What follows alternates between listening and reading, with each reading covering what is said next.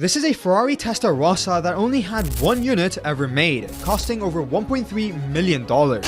This one has over 44 million units made, almost as much as her body. These are just two in a plethora of cars that exist. Starting off with this 1955 Mercedes-Benz, known as the 300 SLR Uhlenhaut Coupe, or the most expensive car in history. Back in 2022, this sold for 135 million euros. Only two were ever made, and the name comes from Rudolf Uhlenhaut.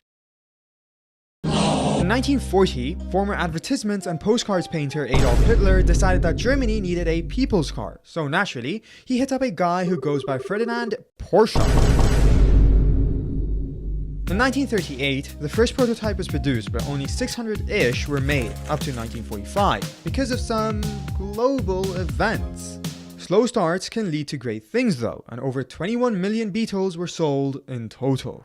In the late 80s, an Argentinian man working at Lamborghini told them that they needed to spend $500,000 on an autoclave.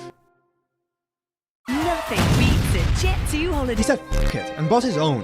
Then in 1991, he said f you and left Lamborghini. Worked out well in the end, I guess. But in 2017, he created something extraordinary. A preposterously divine artisanal masterpiece, the Zonda HP Barchetta.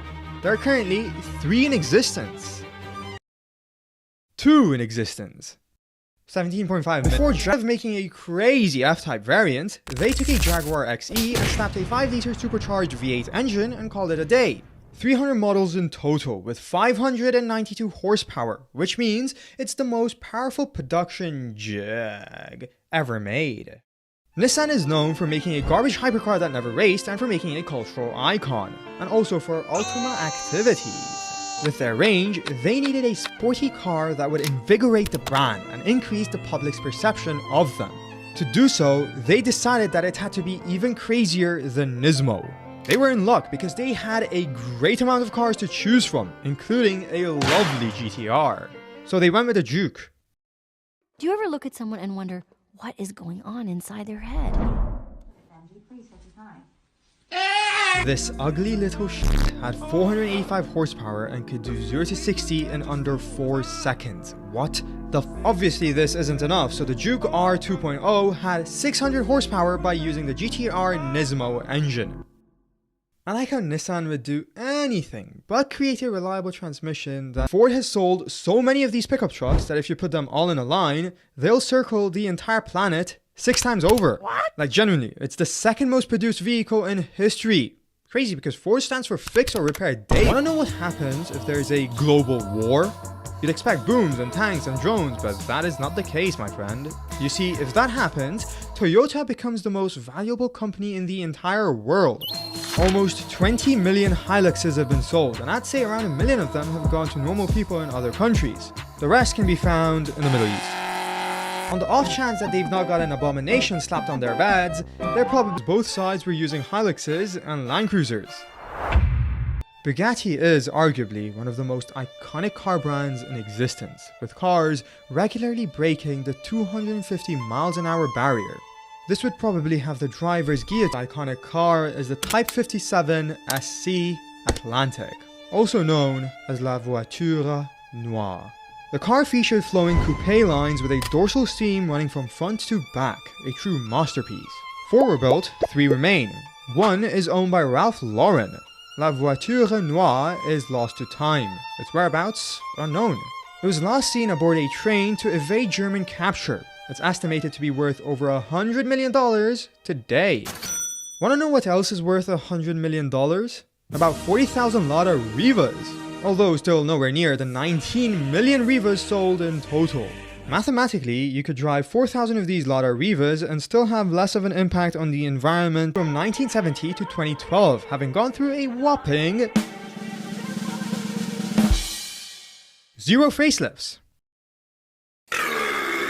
It's literally an icon of the car world, or of the Soviet car world, or of the communist car world. Basically, the Soviet Union could build some f***ass waterplane that flies yet is still considered a boat, and also make a big-ass radio telescope, but somehow they couldn't build a regular car. So reverse engineered a Fiat 124 and gave it a bit of Soviet inspiration, and it worked. In 2013, Lamborghini went a little crazy and bought this to showcase a multi-million-dollar hypercar called the Veneno. It went on to win an award, the ugliest car of 2013.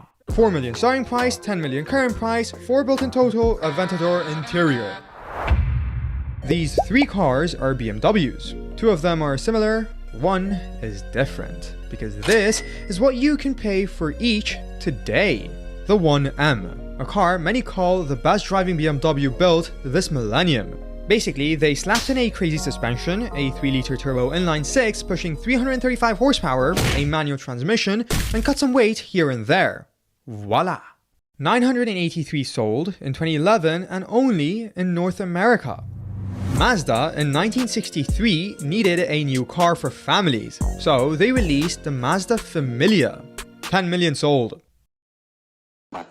It was designed to meet the needs of families. Once they realized that a family car called Familia designed for families might need more than 2 doors, they morphed it into a small family car, eventually being replaced by the Mazda 3 in 2003. 3 seems like a good number, and is a great number for BMW, who have sold over 14 million 3 Series models. Debuting in 1975 with the E21, the 3 Series has gone on to become a legendary car in its own right. You've got ultra-rare variants such as the M3 GTR with 6 units, to high-performance variants such as the M3 CS.